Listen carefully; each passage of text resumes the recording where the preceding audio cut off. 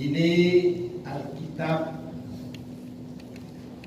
terjemahan yang sudah lama,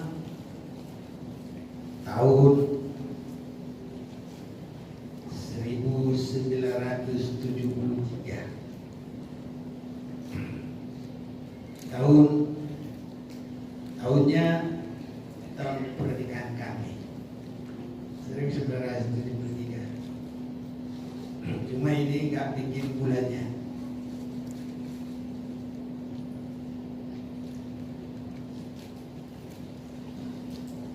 Tadi saya sampaikan bagi kita Galatia pasal yang kedua ayat yang ke-20. Adapun hidupku ini bukannya aku lagi, melainkan Kristus yang sekarang,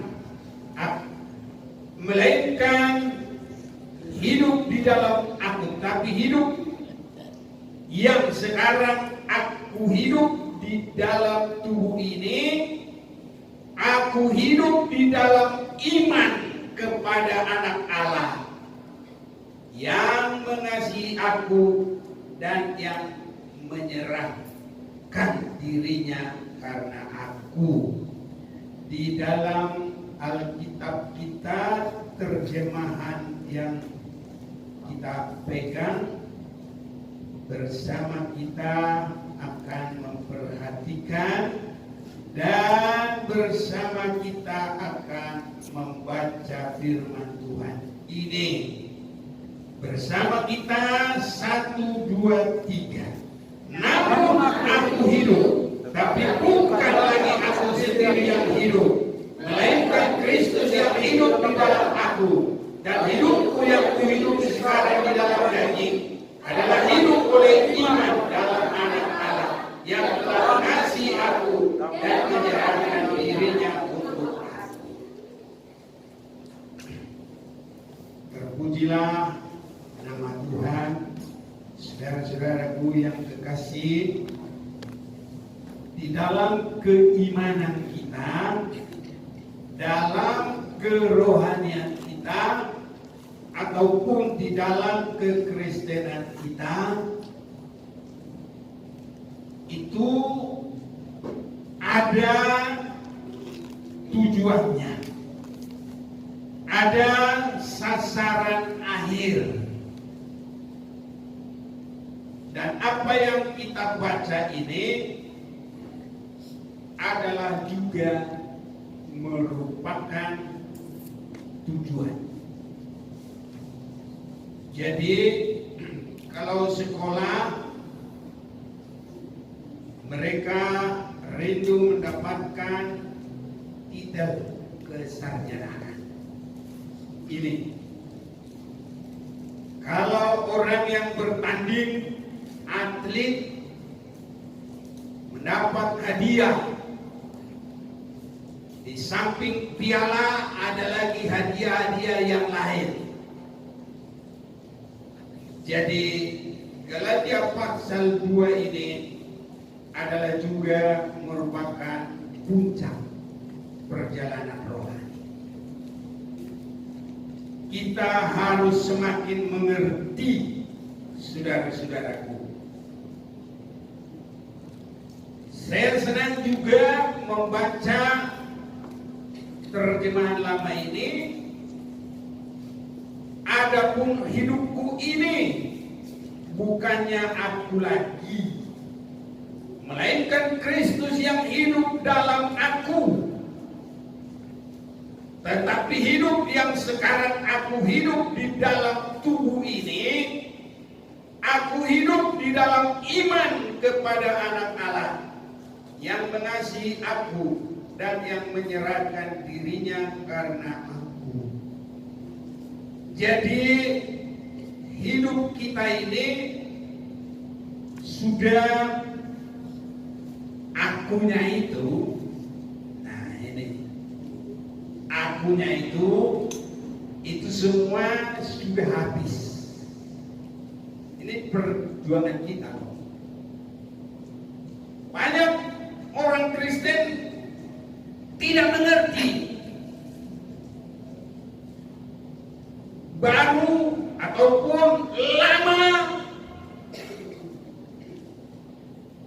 Tapi yang keakuannya itu tidak pernah berkurang. Nah, ini berarti dia tidak mengerti perjalanan Kristen, tidak mengerti kerohanian. Dan sasarannya bukan untuk hidup yang kekal. Bisa karena ikut-ikutan, bisa karena kebiasaan, bisa hanya berkat-berkat dunia. Ini saudaraku. Tapi saya yakin kita semua ada rindu sampai masuk hidup yang kekal. Kalau dunia ini tidak bosanlah kita. Ini saudara-saudara. Dan kalau hanya dunia ini apalah artinya?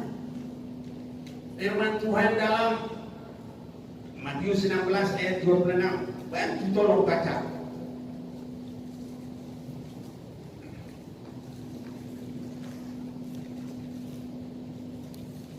Matius 16 ayat 26. Apa gunanya seorang memperoleh seluruh dunia tetapi kehilangan nyawanya? Dan apakah yang dapat diberikannya sebagai ganti nyawanya? Ya, apa gunanya? Biar memperoleh seluruh dunia. Orang kerja, pergi pagi, pulang petang. Biarpun dapat perkara dunia, tetap hal yang sia-sia. Karena apa gunanya orang memiliki seluruh, bukan sedikit, bukan separuh, bukan 3/4. Saya kalau pikir-pikir ini, waduh hebat. Tak ada satu orang itu, satu negara pun belum pernah ada yang menguasai seluruh benua ini, belum pernah. Ya, tapi firman Tuhan bilang, biarpun kita memiliki semuanya itu, apa gunanya? Itu sebabnya kalau ibadah hanya itu sasarannya, berarti tetap ibadah yang tidak berguna juga dong. Biarpun apa dia di situ, nyanyinya kayak apa, caranya kayak apa, tapi kalau hanya itu sasarannya, tetap juga tidak ada artinya. Jadi yang berarti adalah kalau kita akunnya itu sudah diubah dan bukan hanya diubah sampai 100% habis, sehingga kita boleh berkata, adapun hidupku ini bukannya aku lagi. Haleluya saudaraku, bukannya aku lagi. Dan kita harus mengerti saudaraku sasarannya. Karena kalau bukannya aku lagi, ada juga bukannya aku lagi, hal yang sangat berbahaya. Apa itu? Markus pasal yang kelima. Injil Markus pasal yang kelima.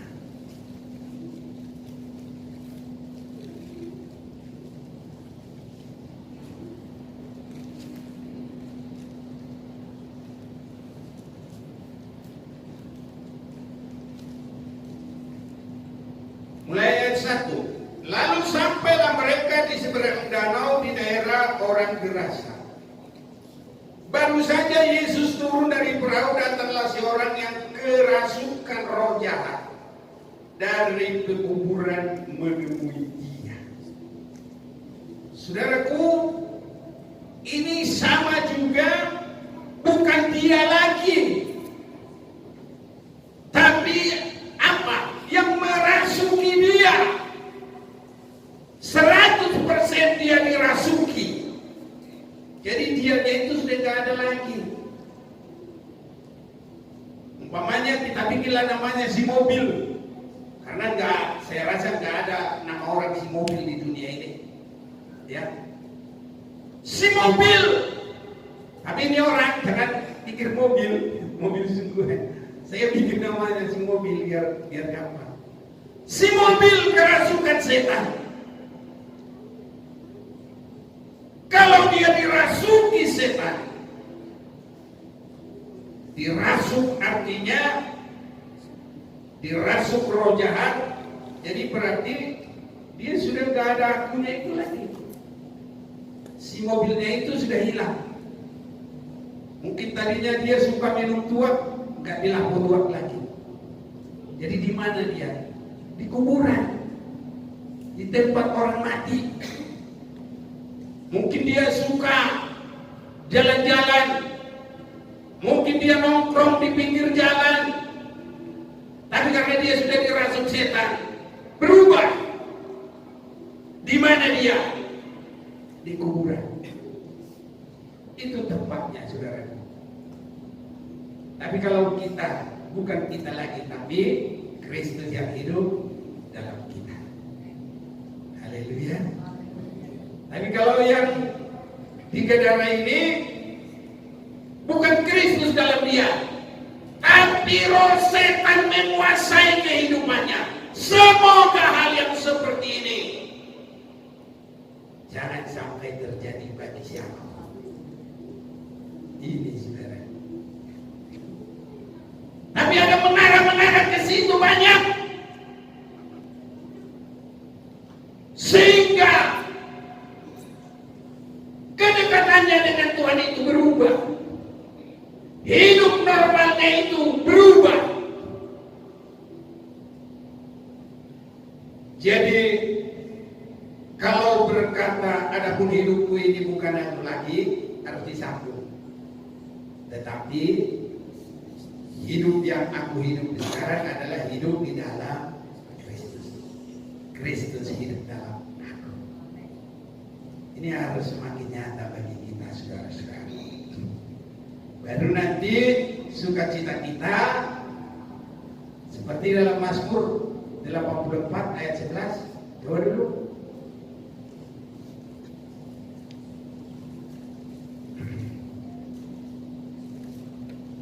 Mazmur 84 ayat 11.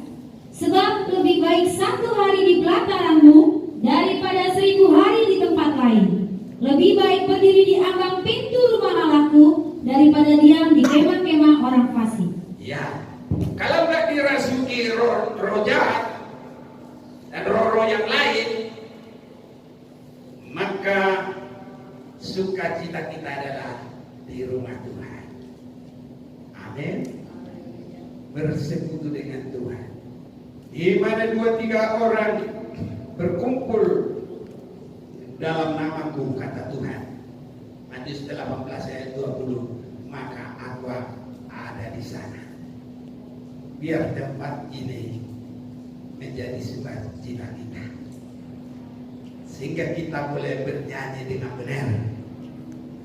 Saudaraku, kalau menyanyi harus menyanyi yang benar, dan kita harus semua sehati dengan benar menyanyi, ya, supaya ada roh Tuhan, ada kuasa Tuhan, semua diberkati oleh Tuhan.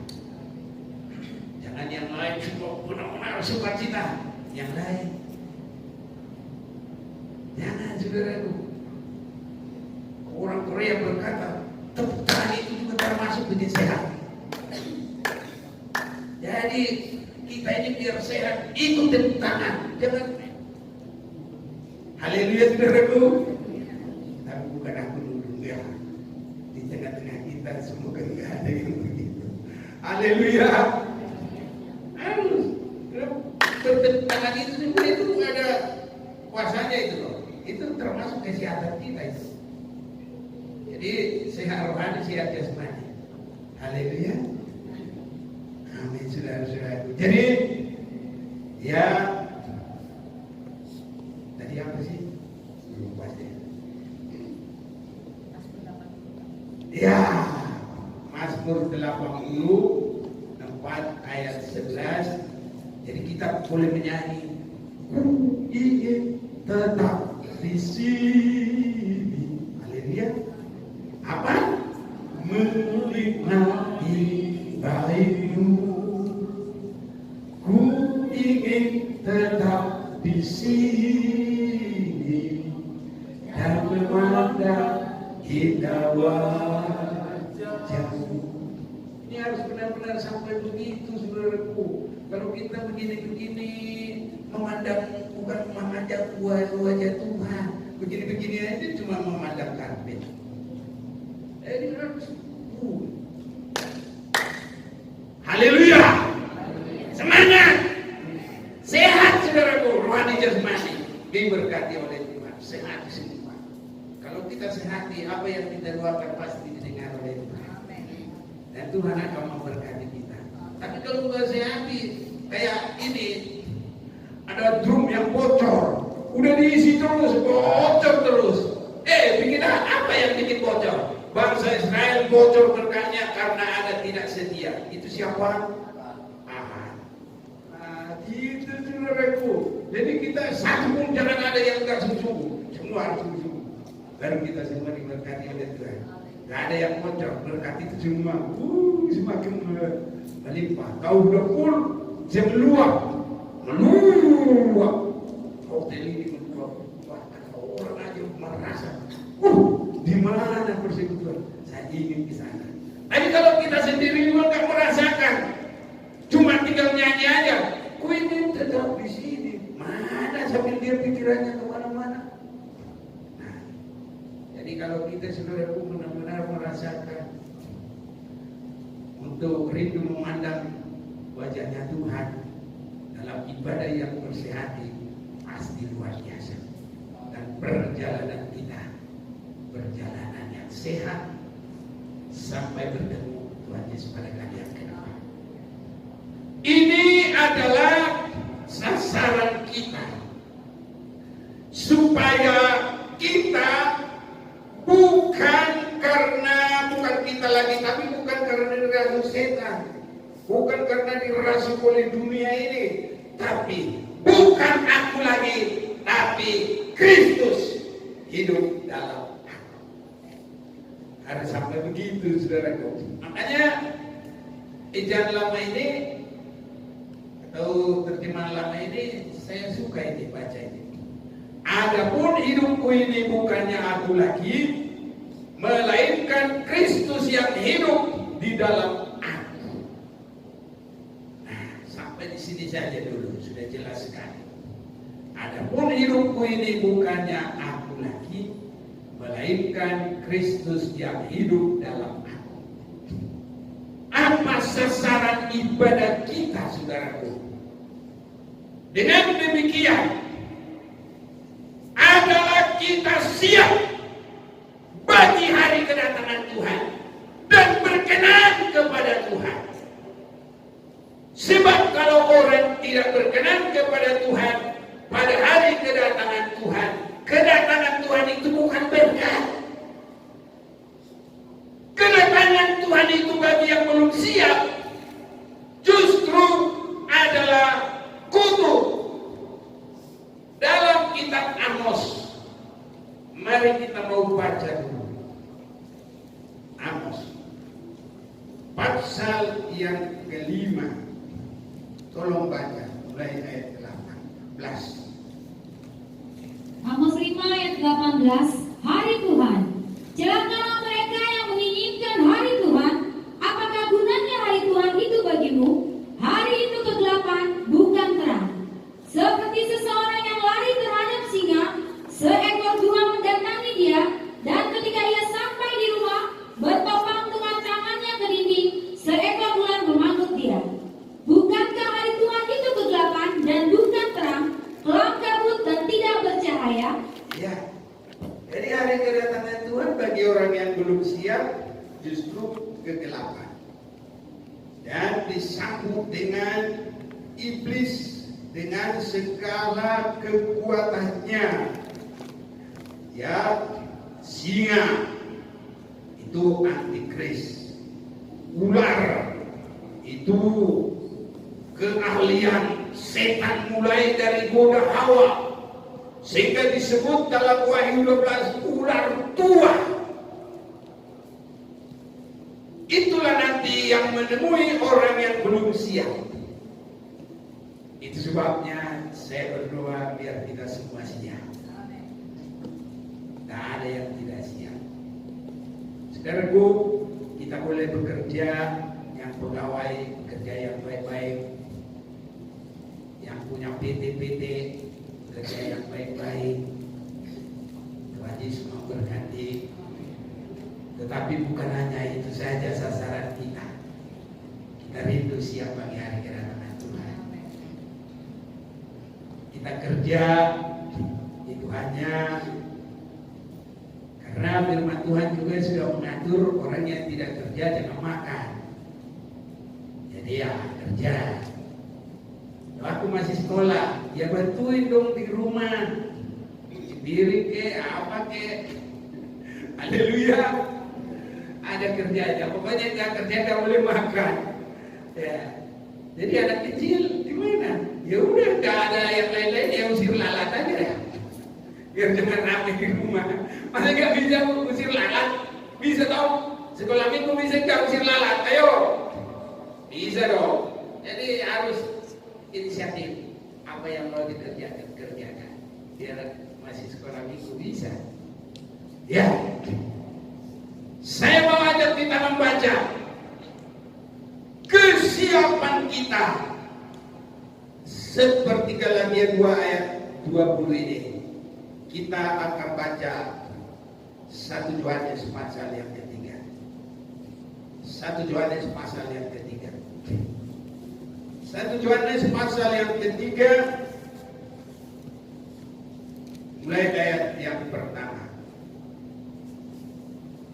Lihatlah betapa besarnya kasih yang dikaruniakan Bapa kepada kita, sehingga kita disebut anak-anak Allah. Haleluya. Bagaimana ini boleh terjadi? Kita ditarik dari kegelapan kepada terangnya yang ajaib. Darah Yesus menyucikan kita dari kehidupan yang lama. Dan kalau kita mau berserah dengan sungguh-sungguh, memerangi akunya kita, maka kita sudah mendapat karunia yang besar. Lihatlah betapa besarnya kasih yang dikaruniakan Bapa kepada kita, sehingga kita disebut anak-anak Allah. Jadi itu proses menjadi anak-anak Allah. Ini bukan diam-diam. Jadi proses menjadi anak Allah, mau keluar dari kegelapan kepada terangnya Tuhan yang ajaib, mau mohon ampun atas segala kekurangan dan mengambil kesimpulan mau hidup dalam terang itu, hidup dalam kebenaran itu, baru kita disebut anak-anak Allah. Kalau dirasuk oleh setan, dirasuk oleh dunia, itu bukan anak Allah. Itu anak apa? Ya itu, iya saudaraku, anak-anak yang menguasai. Tapi kita dikuasai oleh Tuhan, kita anak Tuhan. Haleluya. Tuhan memberkati kita semuanya. Lanjut, saya baca. Dan memang kita adalah anak Allah. Sudah yakin semuanya anak Allah? Ada yang belum yakin? Kalau belum yakin, harus benar-benar periksa kekurangan. Mana lagi? Mungkin ada keselip. Wah, ini belum beres ini. Harus sampai kita meninggalkan itu dan mohon darah Yesus menyucikan. Haleluya. Jadi harus yakin anak-anak Allah. Dan kalau anak-anak Allah, harus Kristus menjadi kehidupan kita. Dan memang kita adalah anak-anak Allah. Karena itu dunia tidak mengenal kita, sebab dunia tidak mengenal Dia. Saudara-saudara yang kekasih, sekarang kita adalah anak-anak Allah. Tapi belum nyata apa keadaan kita kelak. Akan tetapi kita tahu bahwa apabila Kristus menyatakan dirinya, kita akan menjadi sama seperti Dia. Dari mana ini datang? Kita menjadi sama seperti Dia. Bukan pada saat itu. Sewaktu kita sudah terima Tuhan, kita sudah punya kesaksian. Apa kesaksian kita?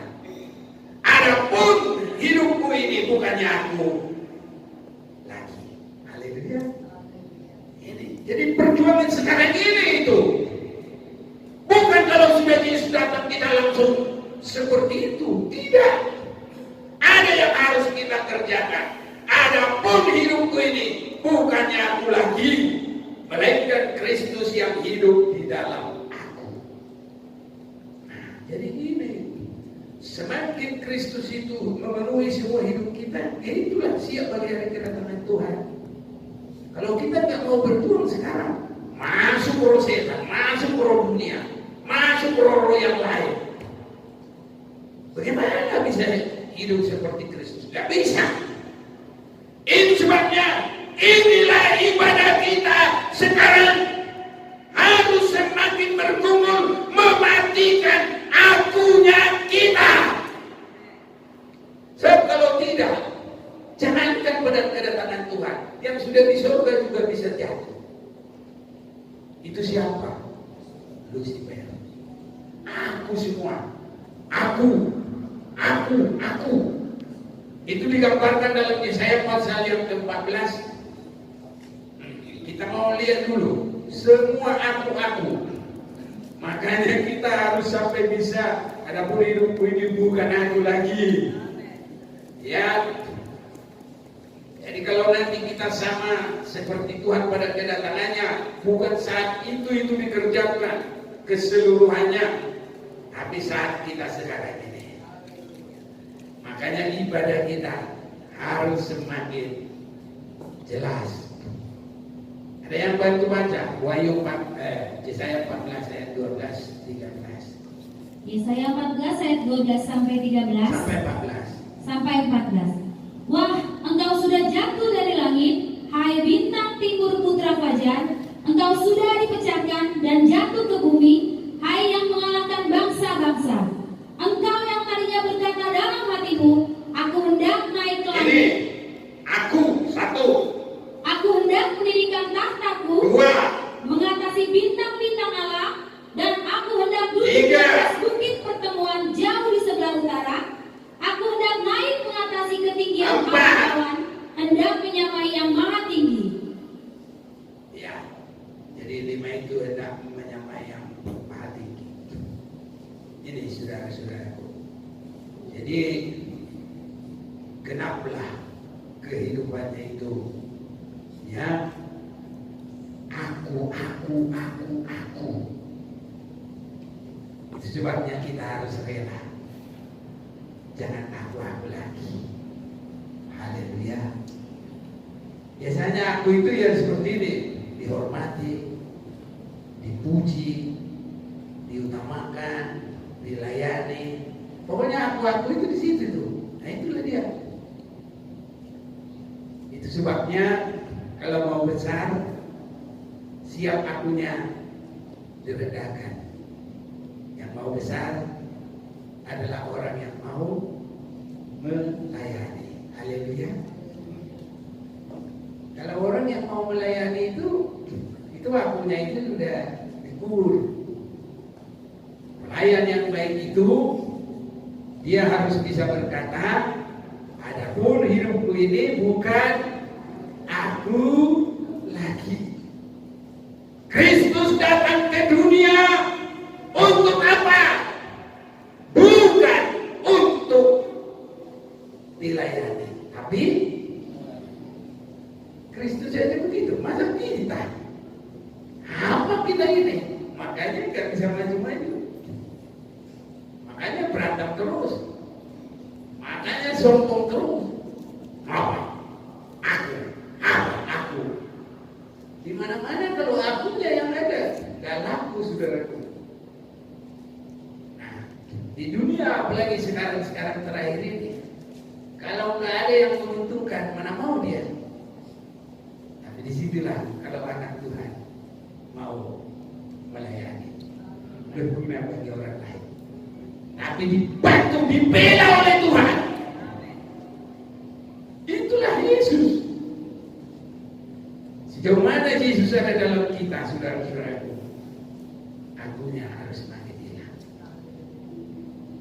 Ini Adapun hidupku ini bukan aku lagi. Saya senang ini terjemahan lama ini, bagus saudara-saudara. Adapun hidupku ini bukannya aku lagi. Ya. Ada dulu nyanyinya itu, tapi aku udah kuat, udah lama sih. Ya sudahlah, nggak ingat lagi, udah lupa.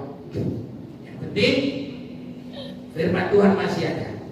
Adapun hidupku ini bukannya aku lagi, melainkan Kristus yang hidup di dalam aku.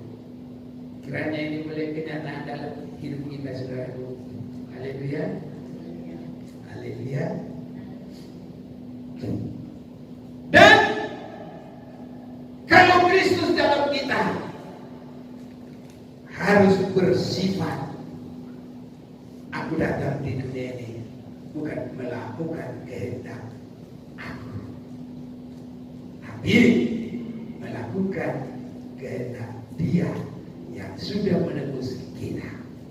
Haleluya. Ini saudara-saudaraku, makanya pertumbuhan rohani kita sudah kemana? Sejauh mana? Perjalanan rohani kita sudah sejauh mana? Memang kalau nggak ada firman Tuhan, nggak tahu saudaraku. Sama dengan orang yang nggak ada kaca, padahal sini, ya, apalagi pakai lipstick, kadang kumisnya udah kena lipstick. Apa sih nggak ada kaca sih? Jadi kalau nggak ada firman Tuhan yang mengajar, ya perjalanan rohani itu nggak tahu dari mana ke mana. Ya, akhirnya nanti apa? Muter-muter. Tapi bukan muter-muter. Ada apa muter-muter kan? Oh, itu aja. Nah, jadi kalau nggak ada firman Tuhan, rohaninya muter-muter. Ya, muter-muter. Bukan maksud saya muter-muter ya, jangan salah. Muter-muter. Nanti kalau muter-muter seperti bangsa Israel yang hanya untuk menunggu dibinasakan, tidak boleh masuk ke tanah Kanaan. Sampai mati semua harus muter-muter. Tapi kalau ada firman Tuhan, tidak boleh muter-muter. Kecuali orang yang keras hati, yang keras kepala, yang tidak mau, yang hatinya degil. Jadi kalau orang pintar sudah berkaca begini, wah diatur semua mukanya itu. Bisa dilihat saudara. Jadi firman Tuhan adalah menerangi seluruh hidup kita, supaya kita bisa berkembang perjalanannya. Kita tahu, dan ini akan membuat kita yakin siap bagi hari kedatangan Tuhan Yesus Kristus. Kalau sifat Kristus itu sudah penuh dalam kita, siap.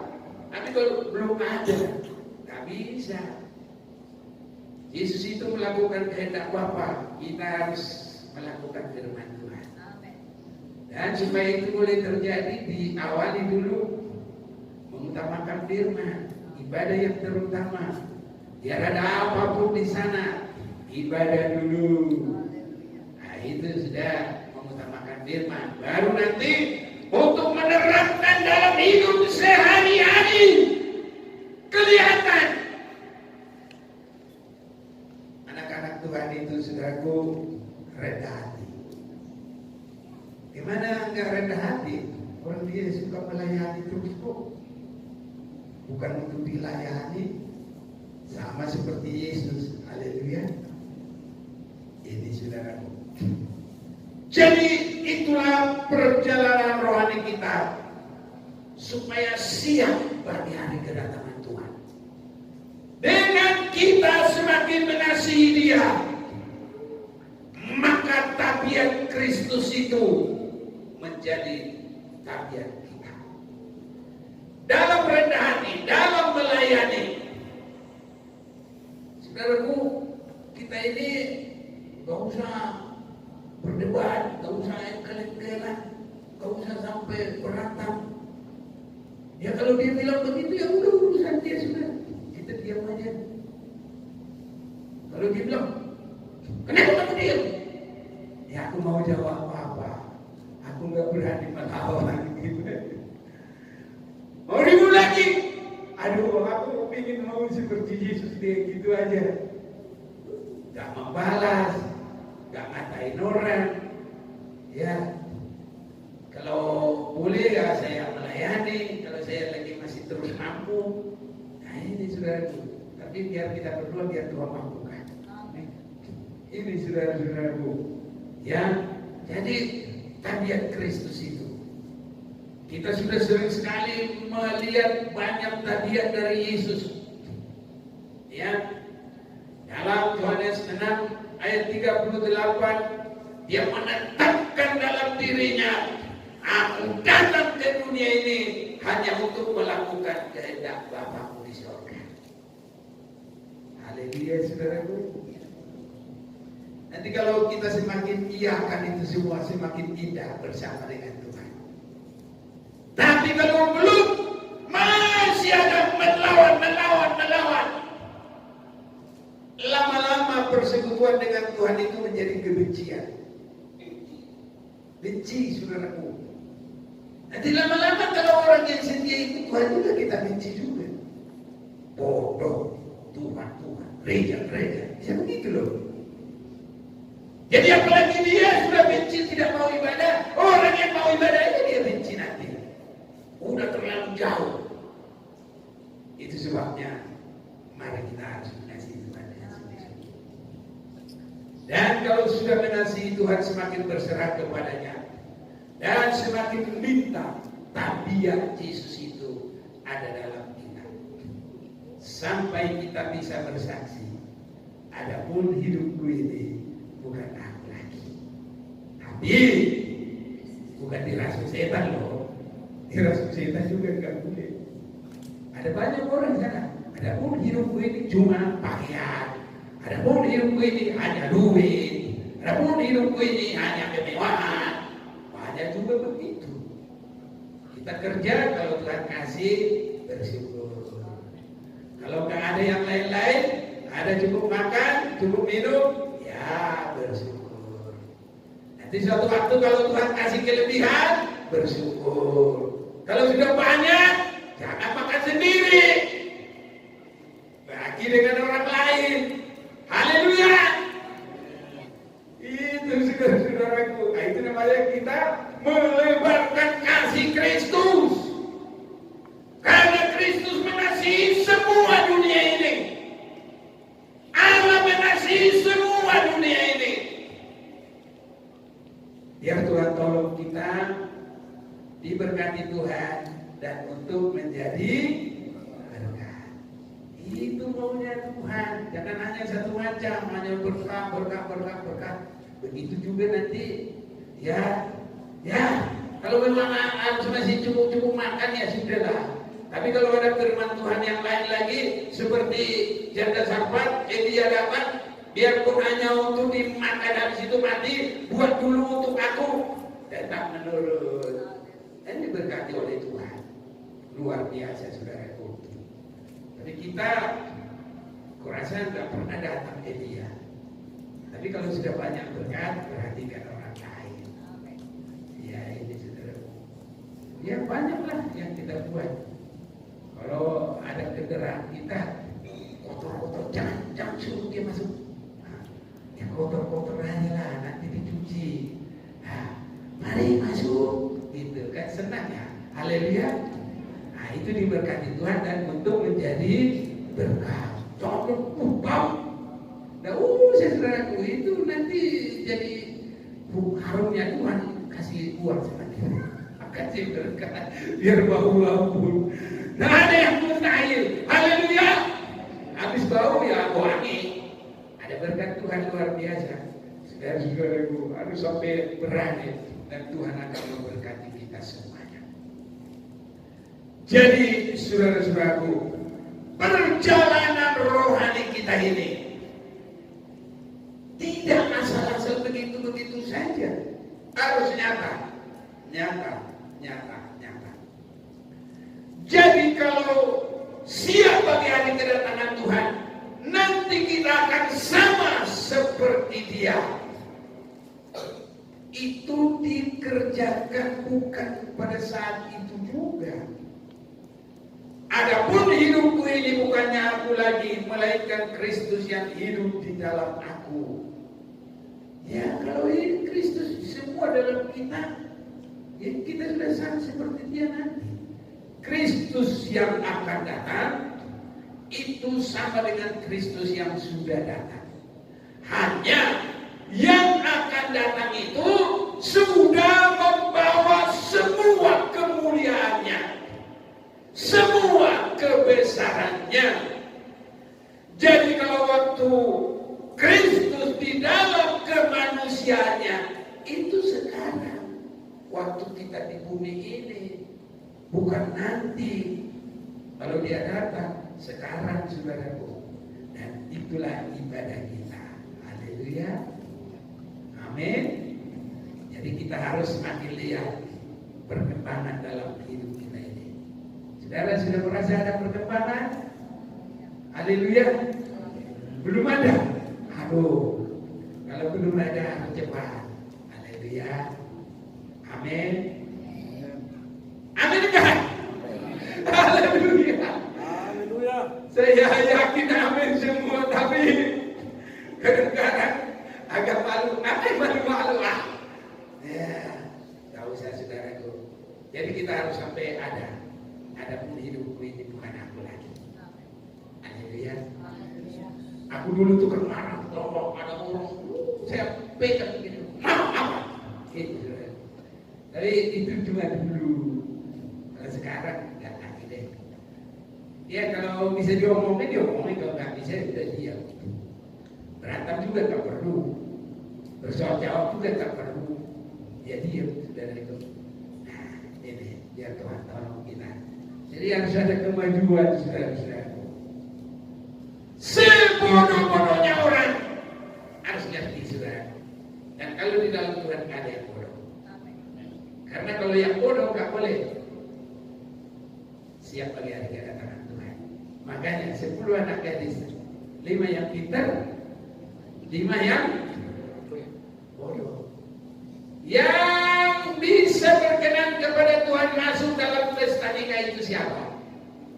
Orang yang pintar. Haleluya.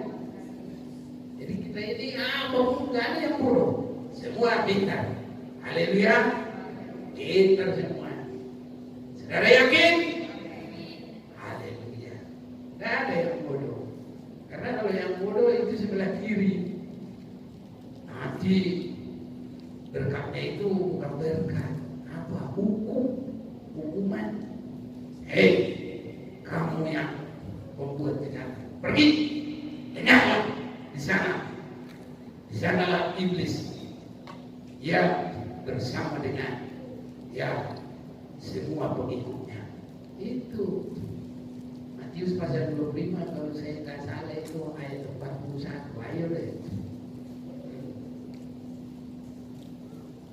Matius 25 ayat 41. Dan Ia akan berkata juga kepada mereka yang di sebelah kirinya, enyahlah dari hadapanku, hai kamu orang-orang terkutuk, enyahlah ke dalam api yang kekal, yang telah sedia untuk iblis dan malaikat-malaikatnya. Iya, itu untuk iblis dan malaikat-malaikatnya. Tapi kalau kita Tuhan sediakan, ada kedudukan, tahta. Ya. Itu yang paling nyata dalam kerajaan 1000 tahun di dunia ini. Ya, sebab kalau di surga kita hanya tinggal menyembah Dia. Tapi kalau dalam kerajaan 1000 tahun ada tahta-tahta. Makanya sudah mulai disampaikan dalam Wahyu pasal yang ke-20, orang yang masuk memiliki tatap yang mati dalam Tuhan, yang setia sampai akhir, sampai disempurnakan, Jadi yang mati dalam Tuhan dibangkitkan pada kebangkitan pertama untuk hidup yang kekal. Yang kedua, yang bertahan di dalam kesetiaan sampai adapun hidupku ini bukan aku lagi, sampai sama dengan Tuhan. Dan yang ketiga, pada masa antikris mereka tetap mengasihi Tuhan, tidak menyangkal dan tidak menerima tanda dari binatang. Ini saudaraku dalam kerajaan 1000 tahun. Dan disitulah nyata saudaraku, sesuai dengan segala perbuatan kita, yang punya talenta 5 tapi mengembangkan 5, maka dia akan menguasai apa? 5 kota. Haleluya. Ini saudaraku, kalau di surga mana ada lagi 5 kota mau kita kuasai ya. Jadi itu di mana? Dalam kerajaan 1000 tahun. Haleluya. Tuhan tolong kita, amin. Ya, luar biasa saudara-saudaraku yang kekasih. Jadi kita harus sampai adapun hidupku ini bukannya aku lagi, tapi Kristus yang hidup dalam aku. Bagaimana ini boleh terjadi? Baca dulu ayat 19, Galatia 2 ayat 19. Sebab aku telah mati oleh hukum Taurat untuk hukum Taurat, supaya aku hidup untuk Allah. Aku telah disalibkan dengan Kristus. Apa artinya saudaraku? Hukum Taurat itu menuduh semua dosa. Tapi kalau kita sudah hidup dalam Kristus, tidak ada lagi yang dituduh dalam kita. Ini kekuatan Tuhan dalam hidup kita. Karena apa? Yang lama sudah disalibkan bersama dengan Kristus. Haleluya saudaraku. Haleluya. Bersama dulu kita mau baca ini. Galatia 2 ayat 19. Sudah dapat? 1, 2, 3. Sebab aku telah mati oleh hukum Taurat untuk hukum Taurat, supaya aku hidup untuk Allah. Aku telah disalibkan dengan Kristus. Kalau disalibkan bersama dengan Kristus, itu kalau kita masih hidup, bukan aku lagi. Yang lama sudah mati semua. Haleluya. Biar ini semakin nyata dalam hidup kita, saudaraku. Dan kalau itu semua hidup kita ini luar biasa semuanya. Indah. Pokoknya tidak ada yang tidak indah. Semuanya indah. Haleluya. Apa yang bikin indah, tidak indah? Akunya manusia. Ingin dilayani, ingin disewa, ingin didulukan. Pokoknya semua. Dia mau tahu. Makanya saudaraku, harus ada pada kita berjuang mematikan akunya itu sampai semua habis. Haleluya saudaraku. Amin. Nah, ini berjuang. Ada yang mau masih mendirikan akunya? Nah, itu sama dengan mendirikan Babel. Sombong saudaraku. Sombong. Tapi nanti dikacaukan oleh Tuhan. Makanya kalau orang suka akunya yang ditonjolkan, kacau. Organisasi kacau, kalau aku semua dia. Rumah tangga juga kacau, kalau aku semua dia. Nah, saudara-saudaraku, kalau umpamanya makanan yang enak itu semua untuk kamu kulit-kulitnya. Kacau enggak? Ya kacau lah. Biarpun istri mana kalau digituin terus. Jangankan 5 kali, 2 kali aja nggak mau lagi dia. Mana yang enak untuk dia, aku-akunya dia. Nanti yang nggak enak buat istri, ini untuk kamu nih. Nah, ini saudaraku. Itu sebabnya kalau di dalam Tuhan itu, disitulah akunya itu harus semakin gila. Untuk semuanya, apalagi untuk siapa yang kedatangan Tuhan. Jadi yang ada nanti bukan roh setan, bukan roh dunia, tapi Kristus yang hidup dalam kita. Jadi kalau dia datang, kita akan sama dengan dia. Kalau ini boleh terjadi, maka berkat yang paling besar Tuhan sudah berikan bagi kita. Kalau itu diberikan, perkara yang kecil ini gampang, saudaraku. Semua ini disebutkan hanya sebagai apa? Tambahan-tambahan. Tuhan memberkati. Orang yang hidup benar di hadapan Tuhan pasti semakin diberkati oleh Tuhan dalam semua, saudara-saudaraku. Ke surga kita boleh siap, di bumi ini juga Tuhan memberkati. Jadi diberkati untuk menjadi berkat. Haleluya, saudaraku. Mari kita mau berserah kepada Tuhan. Aminkan semua firman Tuhan.